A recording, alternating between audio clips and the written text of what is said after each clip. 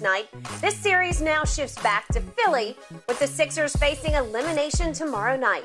Embiid scored 17 points and 5 rebounds, and interesting to note, this was his first game since news leaked that Nikola Jokic beat him out for MVP this season.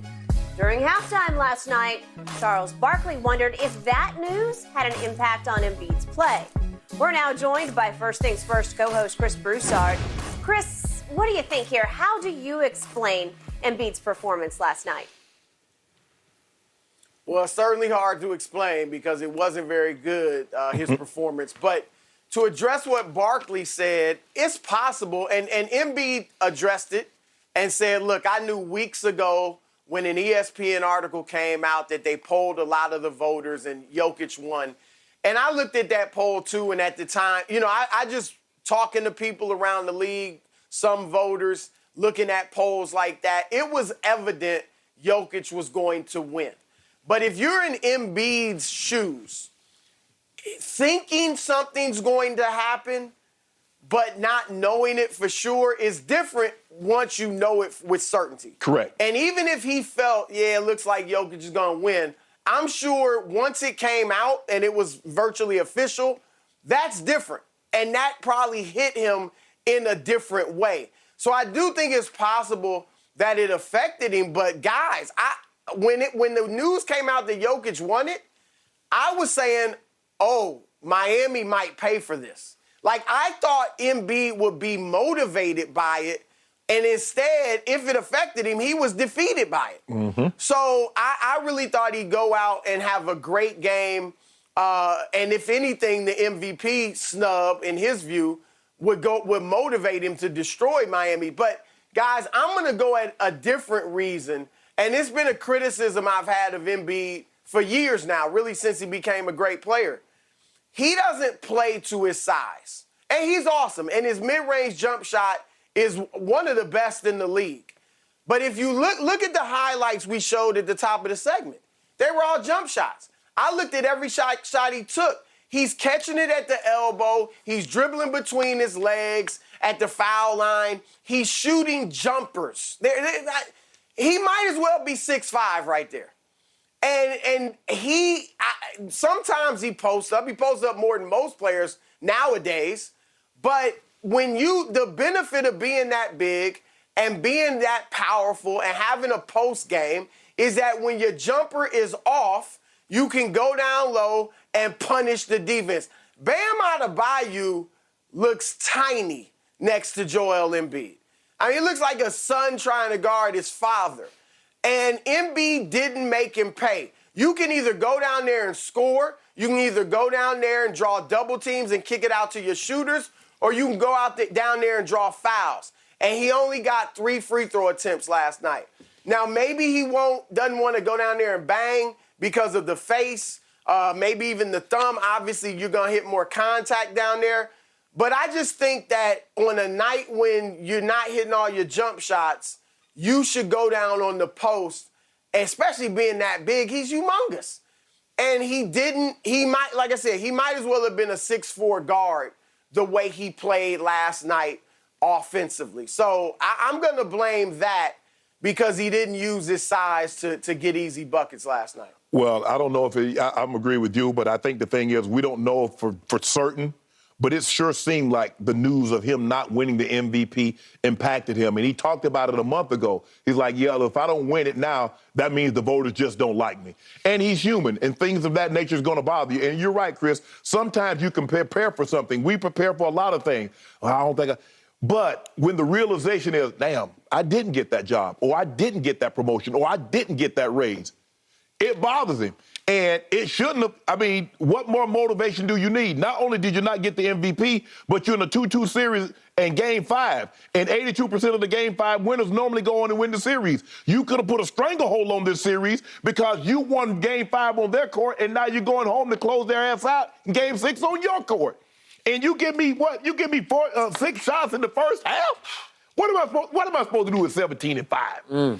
Say that again. 5 rebounds in 33 minutes? What 5? Chris. And as Chris said, you got to the free throw line 3 times? 3 times. In 33 minutes? So you gave me 13 fewer points than what you gave me in the regular season, and you gave me basically 7 fewer rebounds than what you gave me in the regular season. And I'm supposed to do what with that?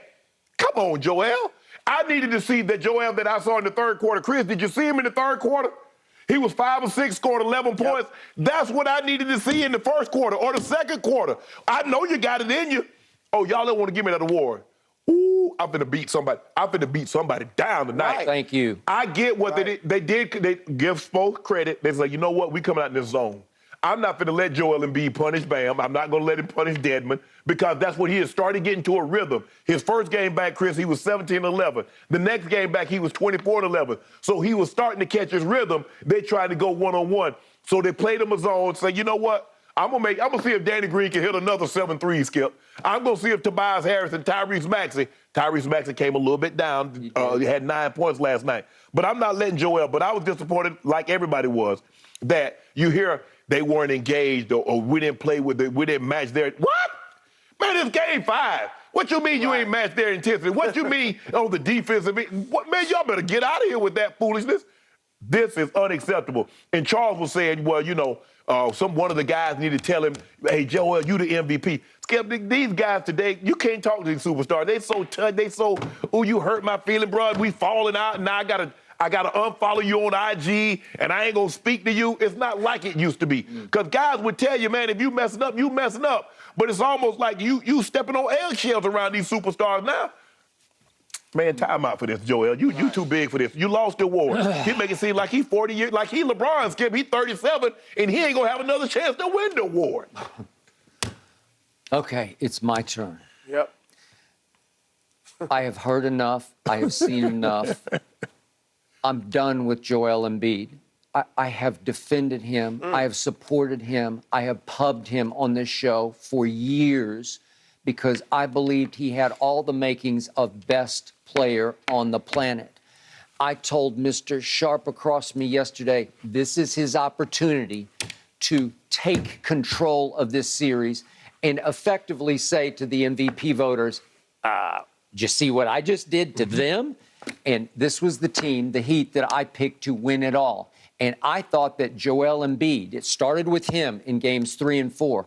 I thought he had reimposed his will on Bam and company because he was the best player on the floor in games 3 and 4. And I thought, silly me, that he would be by far the best player on the floor last night. And I'm not sure that was even him. Was that an imposter out there? Yeah, that was bad. And as he went or didn't go, so didn't go his teammates. Right. And look, you can accuse me and dismiss me of being a grumpy old man today, but I did have the privilege and the honor of getting spoiled by covering Michael Jordan and Magic Johnson and Larry Bird. And I can go on and on. And in those days, in those games, there was none of this BS. There was none of this, I didn't get the MVP. I don't think I can play. I'm going to pout tonight. Can you imagine? What did Jordan do to Karl Malone when Karl Malone got that MVP? Lord have mercy. That's what they all did. They showed up Elijah and they played. Robinson. Thank you. Yes. Thank you. And Joel, he's talking like this after the game. No, I'm not mad about the MVP. And then he just goes on and on. The more he talked, the madder he seemed to get about it, right? Yeah. And then he says, I'm in a lose-lose proposition. If I don't play, you say I'm soft. If I do play and I play badly, then you say I'm not good enough. Well, it was clear he just didn't want to play last night. Okay, well, what? This game 5, it's going to be over. Your coach is going to get fired. I promise you, Doc Rivers just might be coaching his last game tomorrow night because somebody's going to have to pay for what Joel didn't do last night, and it's almost certainly going to be that coach. Well, what is that? Doc was relegated to saying after the game, we just weren't engaged. You weren't engaged? In game 5 in a 2-2 series. What? How can I defend this man anymore? Because every time you want to trust Joel, every time you need him to rise and shine, he doesn't. Because there's always something wrong. He's hurt or he's sick or he's pouting. Really? Well, in the end, I've just seen enough. I can't do it anymore. I did think he had a chance to make another statement last night. I'm the best player on the planet. Right.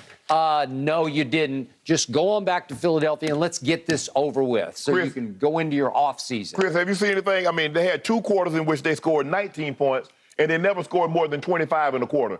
And we're supposed to think that you're ready to play. In today's game, it should be a travesty that you score 85 points in today's game. Travesty. Yep. No doubt. And look, I'm an official voter. I voted for Giannis. I had Embiid second on my ballot, and I had Jokic third. And one of the reasons, because it was close, right? All 3 of those guys, very close. And one of the reasons I went with Giannis over Embiid, because I had Embiid most of the season as my front runner for MVP. And late in the season, they had a 2-game. They played Denver against Jokic, and they played Milwaukee. And I think we always criticize Harden, right? He hadn't stepped up in the big moments. He shrinks, this and that. And I've seen some of that with Embiid. Those seasons in the past against Boston when they lose in the playoffs and they seem like they're the better team, but they didn't execute. We blame Brett Brown, the former coach. We blame Ben Simmons. But Embiid always escaped blame. He never took over, though, in those situations. And then against Denver in the regular season, game against Jokic, Embiid playing well, 3 for 3 from three-point land. At the end of the game, he has an open 3. Jokic is giving him because he's backing off, and he passes it to George Yang in the corner. Yang was 2 for 10 from 3. Yang takes